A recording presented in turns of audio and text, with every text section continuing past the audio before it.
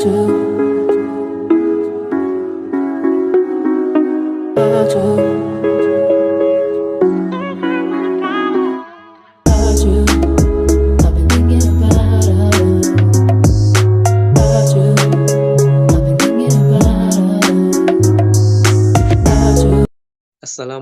warahmatullahi wabarakatuh. Perkenalkan, saya Fadli Ramadan dengan NIM 211404061. Baiklah, pada video kali ini saya buat untuk memenuhi tugas ujian akhir semester dari mata pelajaran rancangan pembelajaran matematika, yang mana dengan dosen pengampu, yakninya Ibu Nita Putri Utami, MPD. Baiklah, adapun pembahasan pada video kali ini,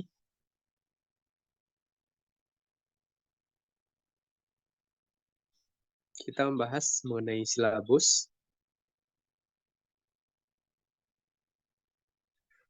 kemudian rencana pelaksanaan pembelajaran ataupun RPP, kemudian ada modul ajar, kemudian ada program remedial, dan juga program pengayaan, dan juga program olimpiade.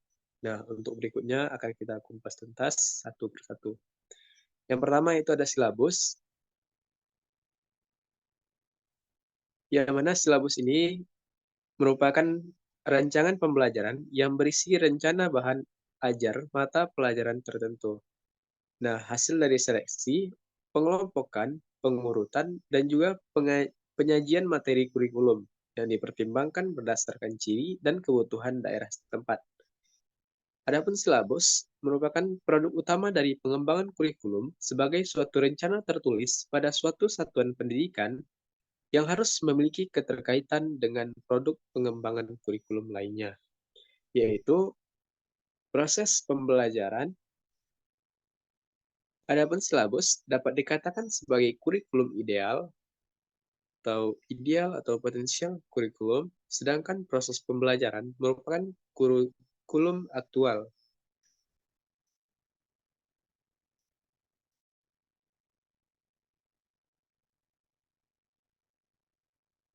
Adapun dari sini kita dapat lihat bahwasannya tujuan dari silabus memberikan rancangan pembelajaran.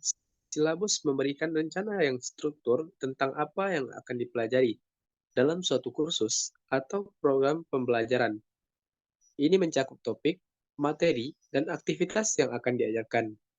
Menginformasikan tujuan pembelajaran, silabus menyediakan tujuan pembelajaran yang jelas.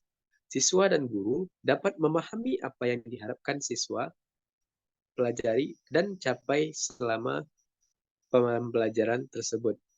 Dan juga untuk mengatur waktu dan jadwal, yang mana silabus mencantumkan jadwal pengajaran dan batas waktu untuk tugas dan evaluasi. Ini dapat membantu mengatur waktu dan menjaga disiplin dalam pembelajaran, sehingga dari waktu dan juga jadwal yang sudah ditentukan akan lebih efektif dan efisien dalam pembelajaran nantinya.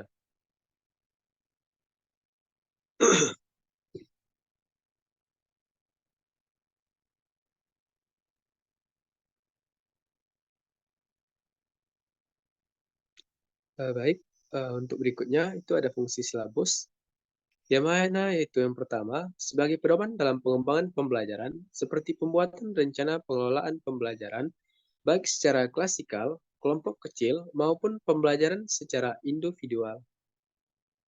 Penyusunan materi ajar, pengembangan sistem penilaian dalam pelaksanaan pembelajaran berbasis kompetensi, yaitu sistem penilaian yang selalu mengacu kepada KI, KD, dan indikator pembelajaran yang terdapat di dalam silabus. Adapun dalam hal ini, silabus merupakan sumber pokok dalam menyusun rencana pembelajaran, baik rencana pembelajaran untuk satu KI maupun satu KD. Nah, hasil pengembangan silabus dalam bentuk perangkat pembelajaran berfungsi sebagai alat untuk aktualisasi kurikulum secara operasional pada tingkat satuan pendidikan, sehingga memudahkan guru dalam melakukan tugas pembelajaran. Adapun manfaat dari silabus,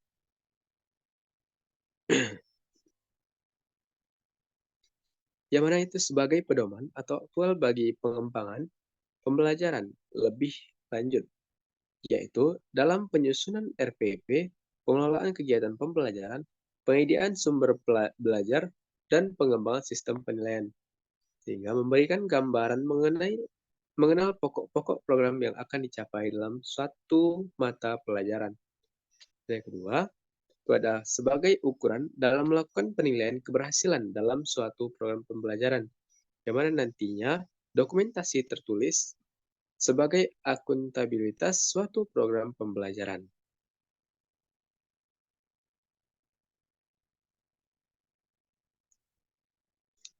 Adapun prinsip-prinsip dalam pengembangan silabus, yang mana dalam pengembangan silabus perlu dipertimbangkan beberapa prinsip, yang mana prinsip tersebut merupakan kaidah yang akan menjiwai pelaksanaan kurikulum tingkat satuan pendidikan. Terdapat beberapa prinsip yang harus dijadikan dasar dalam mengembangkan silabus ini, yakni ilmiah, relevan, sistematis, konsisten, memadai, aktual ataupun kontekstual, fleksibel, dan juga menyeluruh. Kemudian, komponen-komponen dan langkah-langkah penyusunan silabus. Yang pertama itu ada komponennya, itu dimulai dari identifikasi, kemudian standar kompetensi, kemudian kompetensi dasar, kemudian materi pokok, dan juga kegiatan belajar.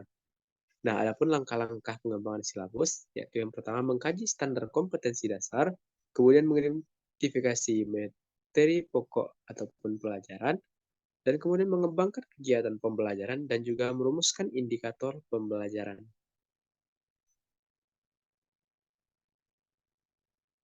Adapun untuk contoh,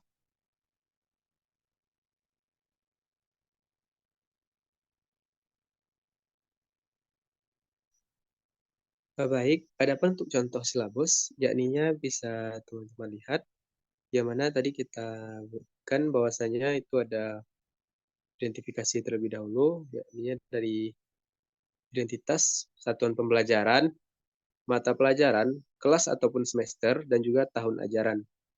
Kemudian kita letakkan KI di sana, yaitu kompetensi inti, dan kemudian ada kompetensi dasar, indikator, materi pokok, nilai karakter, dan juga kegiatan pembelajaran, serta sumber belajar dan juga penilaian dari masing-masing KD nantinya. Dan juga di sini, KD ini sudah kita pecahkan menjadi beberapa indikator sehingga nantinya lebih mempermudah dalam kegiatan pembelajaran. Nah, mungkin bisa teman-teman lihat sampai ke bawah daripada contoh.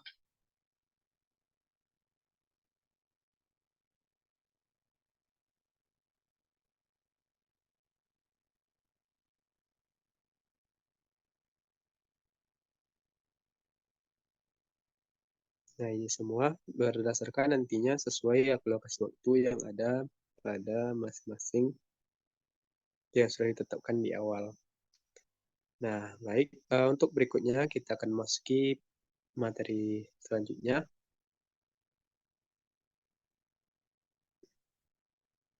yakni mengenai rencana pelaksanaan pembelajaran ataupun disingkat RPP.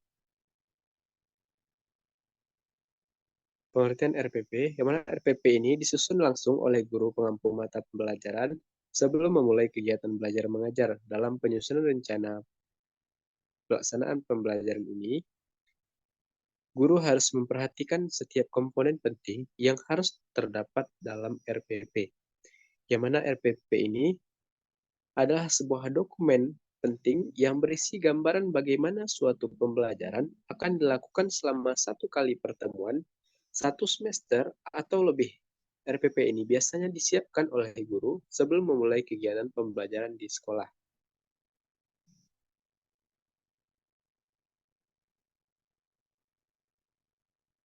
Adapun komponen utama dan juga langkah-langkah menyusun RPP, yakni komponen utama dalam RPP itu yang pertama ada identitas mata pelajaran, kemudian standar kompetensi, kemudian ada kompetensi dasar, kemudian indikator pencapaian kompetensi, kemudian tujuan pembelajaran, materi ajar, Alokasi waktu, metode pembelajaran, kegiatan pembelajaran, penilaian hasil belajar, dan juga sumber belajar. Nah, adapun untuk langkah-langkah menyusun RPP, yang mana yang pertama, identifikasi permasalahan pembelajaran pada prinsip pembelajaran bisa dilakukan dengan dua cara. Yang mana itu yang pertama, segera setelah guru mengidentifikasi kesulitan peserta didik dalam pembelajaran. Yang kedua, menetapkan waktu khusus di luar jam belajar efektif. Dalam perencanaan, guru perlu menyiapkan hal-hal yang mungkin diperlukan dalam pelaksanaan pembelajaran remedial. Nah, untuk yang kedua itu ada perencanaan, yang ketiga ada pelaksanaan, dan yang keempat ada penilaian otentik.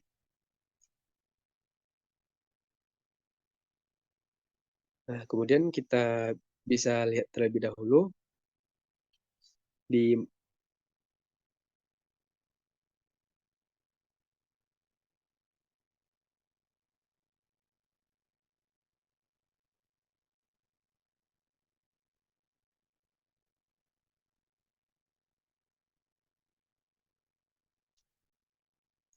baik, ini merupakan contoh daripada RPP. Nah, yang mana itu ada identitas terlebih dahulu tadinya, yang mana di sini yang saya buat mata pelajaran matematika untuk kelas 8. Nah, jadi untuk RPP ini teman-teman kita buat berdasarkan mengenai materi pokoknya. Jadi nantinya dari materi pokok ini kita gambarkan berapa lama alokasi waktu yang dibutuhkan dan juga kita rancang untuk beberapa kali pertemuannya. Dan juga mungkin bisa teman-teman lihat lebih ke bawah lagi agar lebih terperinci. Jadi untuk RPP ini sendiri kembali kepada materi pokok yang diajarkan. Nah, di sini juga ada faktanya, yang mana itu yang RPP pertama itu ada pola bilangan dan kaligrasi objek. Nah, juga ini kita ke bawah ke bawahnya, baik itu prinsip, prosedur. Nah, mungkin untuk kita akan bahas yakninya modul ajar.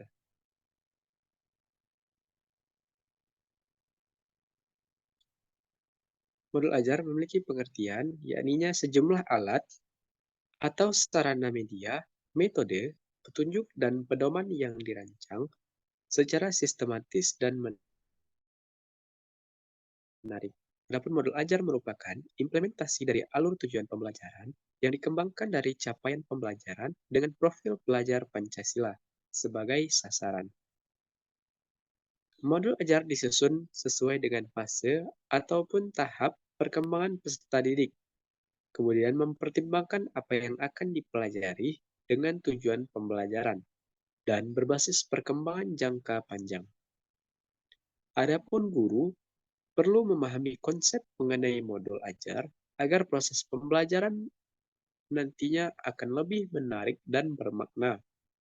Dalam kurikulum Merdeka, setiap pendidik perlu memiliki rencana pembelajaran untuk membantu mengarahkan proses pembelajaran mencapai capaian pembelajaran. Dan juga rencana tersebut tertuang dalam modul ajar.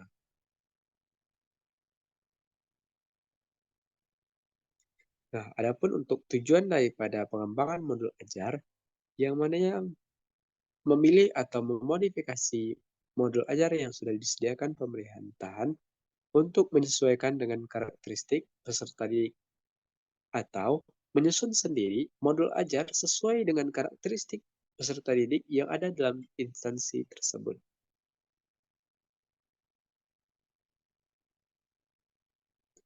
Nah, adapun untuk komponen daripada modul ajar, yang mana itu ada informasi umum, yang pertama, identitas modul, kemudian kompetensi awal, kemudian profil pelajar Pancasila, kemudian sarana dan prasarana, target peserta didik, model pembelajaran, dan juga dalam komponen intinya, yakni ada tujuan pembelajaran, pemahaman bermakna, pertanyaan pelantikan, kemudian kegiatan pembelajaran, kemudian ada asesmen, dan juga pengayaan dan remedial.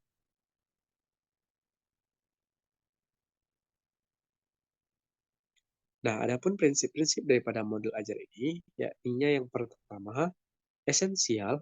Yang kedua, menarik, bermakna, dan menantang. Yang ketiga, relevan dan konseptual. Yang keempat, berkesinambungan. Nah, adapun prosedur dalam penyusunan modul pelajar sendiri, yakni yang pertama, menganalisis kondisi dan juga kebutuhan peserta didik, guru, serta pihak-pihak terkait dalam satuan pendidikan tersebut. Yang kedua, mengidentifikasi dan menentukan dimensi profil pelajar Pancasila yang akan dicapai. Nah, yang ketiga, menentukan ATP ataupun alur tujuan pembelajaran yang akan dikembangkan menjadi modul ajar. Nah, yang keempat, pelaksanaan, yakni melakukan kegiatan pembelajaran sesuai dengan modul ajar yang telah disusun. Nah, untuk yang kelima, evaluasi dan tindak lanjut. Setelah melakukan pembelajaran, guru mengevaluasi efektivitas modul ajar yang digunakan. Nah, adapun untuk berikutnya yakni contoh modul ajar.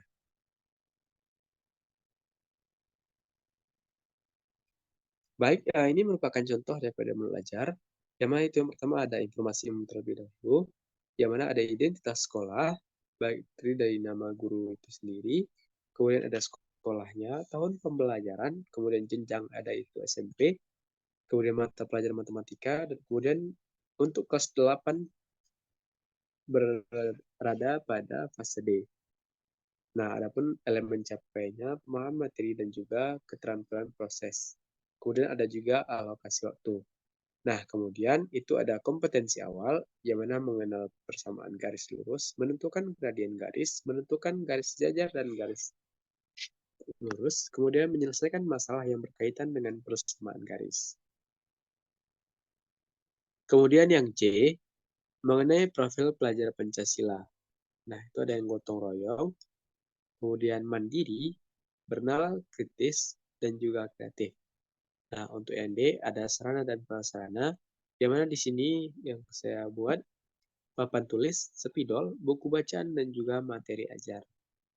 Nah, mungkin untuk teman-teman yang sudah memadai di bagian instansinya, mungkin sudah ada juga mengenai seperti hal-hal yang lebih kepada IT-nya begitu ya, ilmu teknologinya seperti itu yang sudah banyak juga. Kemudian itu ada target peserta didiknya dan juga model pembelajaran. Nah, untuk yang kedua, yang mana kompetensi intinya, yakni kita laksanakan terlebih dulu tujuan pembelajaran, kemudian pemahaman bermakna, kemudian pertanyaan pemantik, kemudian ada kegiatan pembelajarannya, yang mana itu ada pendahuluan, kemudian kegiatan inti, dan juga diakhiri dengan penutup nantinya.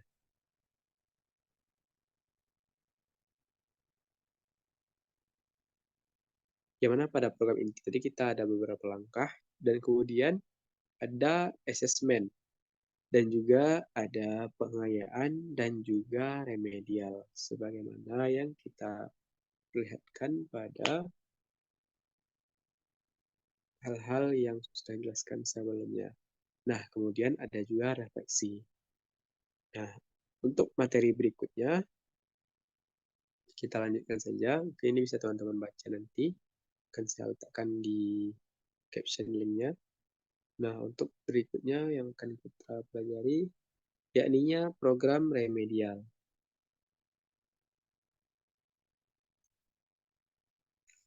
Adapun pengertian program remedial adalah suatu kegiatan yang diberikan kepada siswa yang belum menguasai bahan pelajaran yang telah diberikan guru dengan maksud mempertinggi penguasaan bahan ajar sehingga siswa diharapkan mampu mencapai tujuan pembelajaran.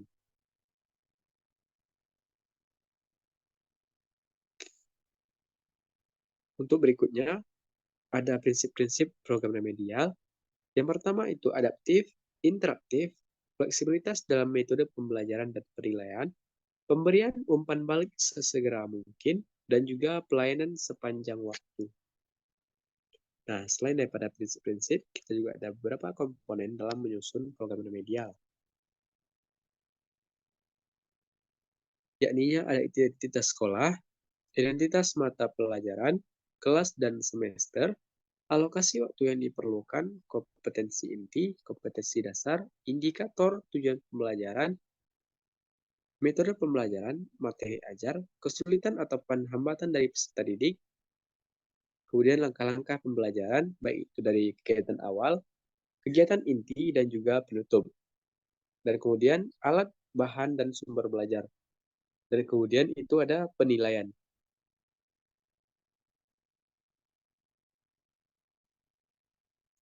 Nah, adapun untuk langkah-langkah program remedial waktu pelaksanaan pembelajaran remedial.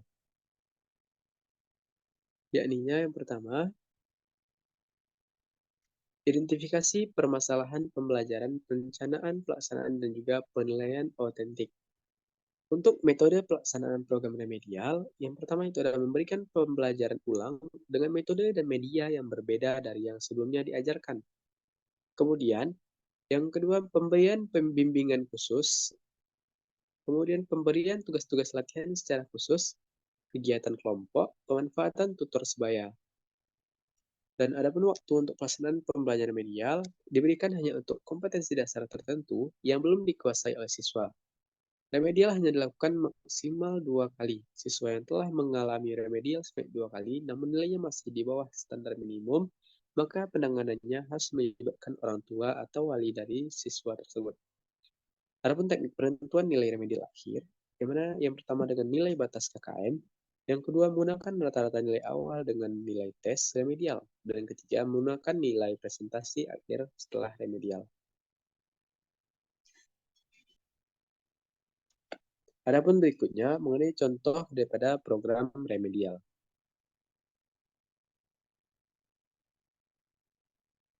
Baik, untuk contohnya itu, karena bisa teman-teman lihat, eh, tentu yang pertama ada identitas terlebih dahulu, yang mana satuan pembelajaran sampai dengan KKM-nya, dan juga materi ulangan harian. Nah, di sini saya letakkan bidang kartesius, yang mana itu ada KD 3.2 dan 4.2, dan juga indikatornya. Nah, kemudian kita lihat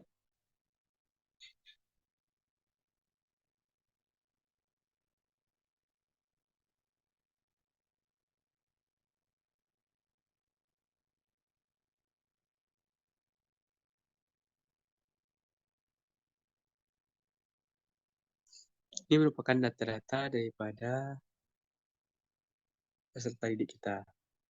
Yang mana itu karena KM tadi ada 75, maka ada beberapa orang yang melaksanakan untuk program remedial. Nah, di sini ada tabelnya, nama, nomor, kemudian nama siswa, kemudian nilai UH-nya, kemudian nilai total, kemudian keterangan tuntas ataupun tidak tuntas, kemudian bentuk pelaksanaan pembelajaran remedial, dan juga nomor soal yang diremedialkan, sehingga memunculkan nantinya untuk nilai akhir. Nah, untuk anak-anak yang berhasil melaksanakan ujian-ujian tersebut, maka tidak ada namanya remedial, namun nanti akan ada program pengayaan yang akan kita bahas setelah ini. Nah, jadi ini contohnya dalam bentuk tabel penilaian begitu ya. Dan juga setelah itu nanti akan kita laksanakan, karena di sini juga sudah dijelaskan bahwasanya ujian tertulis, maka kita sediakan yakninya soal untuk melaksanakan remedial. Dan di sini saya ada menyentuhkan beberapa contoh soal, nanti bisa teman-teman coba lakukan sembari menambah ataupun mengingat kembali pembelajaran yang sudah ada dahulu. Di sini saya ada membuat sekitar 7 soal untuk dilaksanakan pada program remedial nantinya. Nah, untuk berikutnya teman-teman, kita akan membahas mengenai program pengayaan. Nah,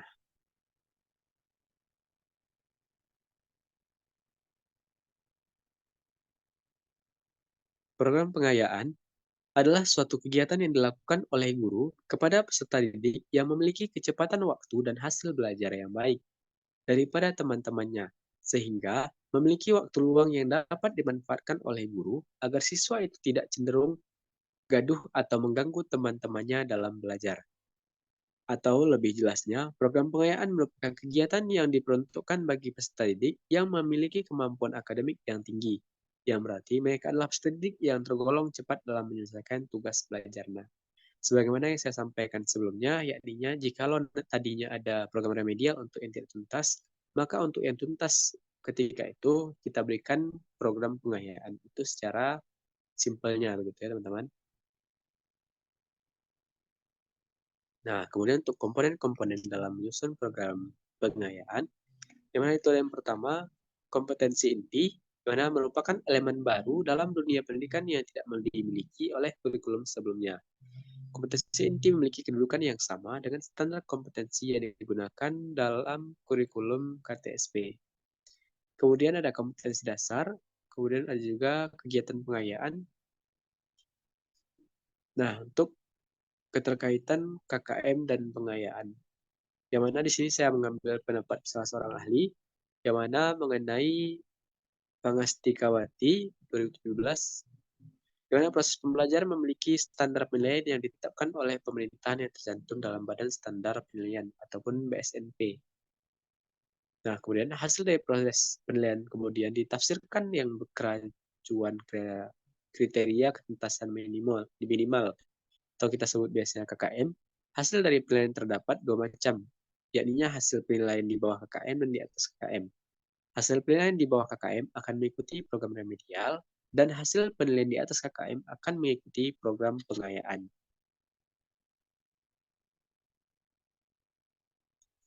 Nah, adapun faktor-faktor yang perlu diperhatikan dalam menyusun program pengayaan.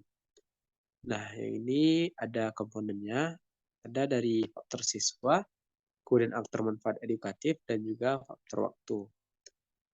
Yang mana dari faktor siswa ini, yang pertama kegiatan di luar kelas lebih disukai siswa daripada kegiatan di dalam kelas. Yang kedua, kegiatan yang menuntut siswa untuk melakukan aktivitas lebih disukai siswa daripada kegiatan yang hanya dilakukan di belakang meja saja. Kemudian, kegiatan menemukan sesuatu yang baru lebih merangsang minat siswa daripada kegiatan yang sifatnya penjelasan. Kemudian yang keempat, kegiatan yang cepat menunjukkan hasil lebih disukai siswa daripada kegiatan yang menuntut waktu yang cukup lama. Nah, adapun untuk komponen yang aktor manfaat edukatif tadi, penjelasannya sesuai dengan ketujuan utama pemberian kegiatan pengayaan, yakni untuk memberikan kesempatan kepada siswa berkembang secara optimal, maka kegiatan pengayaan harus memberikan manfaat bagi siswa. Melalui kegiatan pengayaan ini, diharapkan pengetahuan atau keterampilan, bahkan nilai sikap yang dimiliki siswa akan semakin meningkat. Dalam faktor waktu, yakni seperti yang telah disampaikan sebelumnya, bahwa kegiatan pengayaan diberikan untuk mengembangkan potensi yang dimiliki siswa dan memanfaatkan kelebihan waktu, sementara siswa lain masih melakukan kegiatan remedial.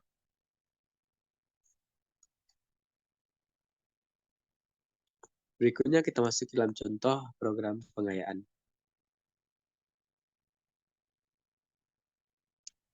Baiklah, ini merupakan contoh daripada program pengayaan, teman-teman, yang mana seperti biasa, ada identitas terlebih dahulu, kemudian ada KD dan juga indikator, yang mana di sini saya ambil dari materi pola bilangan. Nah, yang mana rencana ulangan remedial yaitu PKN 70, dan ini yang telah memenuhi daripada hal tersebut. Saya di-scroll lebih ke bawah pada teman-teman sekalian nantinya agar lebih memahami daripada hal tersebut. Nah, ini ada tabel yang saya buat. Ada itu nomor, kemudian nomor KD, kemudian nama peserta didik, ada pengayaan, dan juga hasil dan juga simpulan.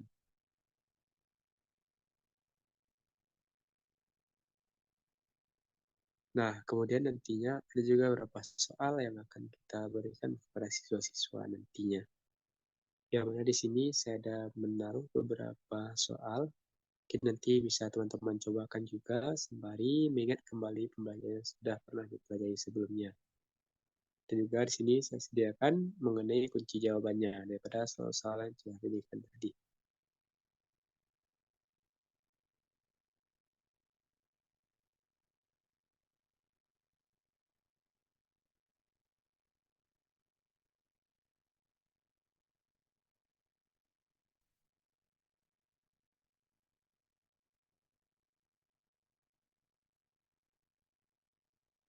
Baik, yang mana di sini ada sedikit keterangan teman-teman, yang mana program pengayaan itu, yang mana cara yang dapat ditempuh, kemudian materi dan waktu pelaksanaan program pengayaan, dan juga beberapa keterangan yang lainnya. Mungkin nanti bisa teman-teman baca lebih lanjut.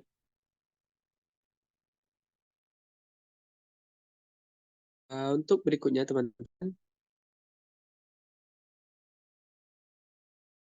untuk berikutnya yang akan kita pahami yakni program Olimpiade.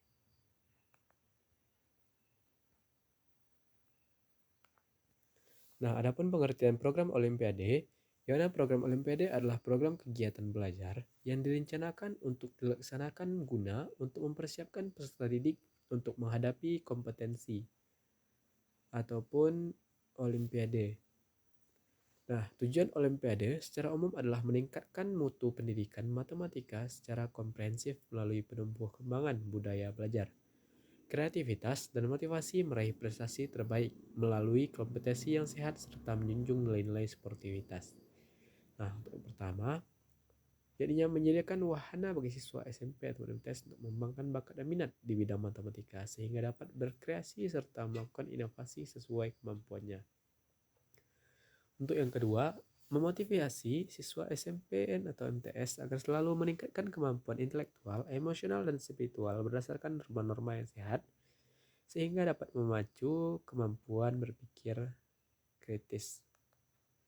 Nah, adapun langkah-langkah penyusunan soal Olimpiade, yakninya memahami soal yang ada. Nah, untuk yang pertama ini tentunya dibutuhkan latihan yang khusus bagi soal-soal Olimpiade ini, yang mana juga pembimbing daripada Olimpiade ini haruslah orang-orang yang mumpuni ataupun yang memahami soal-soal yang ada dan juga sudah pernah berkecimpung dalam hal tersebut dan juga banyak untuk referensi daripada dalam pembelajaran khusus untuk program Olimpiade ini.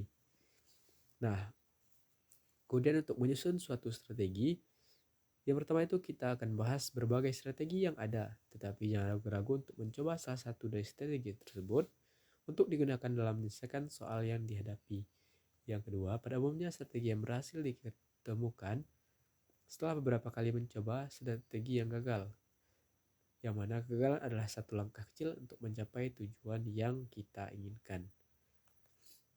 Nah, kemudian ada beberapa faktor yang perlu diperhatikan dalam menyusun program Olimpiade ini. Yang mana yang pertama itu ada faktor dari dalam diri peserta didik, yang mana dari bakat ataupun talenta. Yang kedua itu ada kepandaian, kemudian minat, kebiasaan, motivasi dan juga pengalaman, serta kesehatan dan emosinya. Nah, adapun faktor dari luar, yang mana seperti keluarga, sekolah ataupun satuan pendidikan, kemudian lingkungan dan masyarakat sekitar. Nah, adapun untuk contoh daripada program Olimpiade, bisa teman-teman lihat, yang mana di sini ada judul program Olimpiade, kemudian ada identitas SMPN 2 Lembah Melintang, bidang Olimpiade Matematika, waktu pelaksanaan, kelas, dan juga guru pembina. Nah, di sini ada beberapa materi yang saya sajikan, yang mana itu ada materi pokok yang pertama geometri, mengenai lingkaran, kemudian ada waktu pertemuannya, metode, dan juga sumber, serta narasumber.